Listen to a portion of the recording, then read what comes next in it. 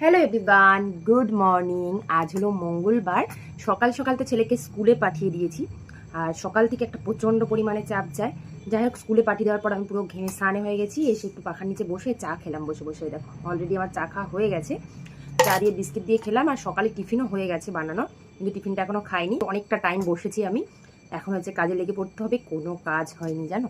একটা দেখো, আমার বাসি বিছানা পড়ে রয়েছে। এখন বিছানা গুছাবো, তারপর ঘর মুছবো, জামা কাপড় কাচাকুচি করবো।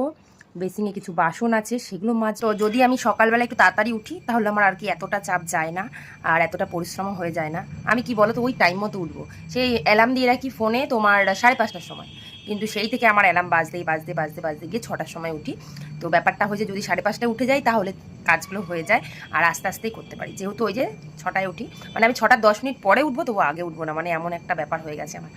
যাই হোক, চলো ঝটপট করে এবার কাজগুলো সেরে নিই। এই ভিডিওতে আমি তোমাদের সঙ্গে শেয়ার করবো যে কী টিফিনে করেছি। নিন্দা নিজেই করে নিলাম, হ্যাঁ। চলো।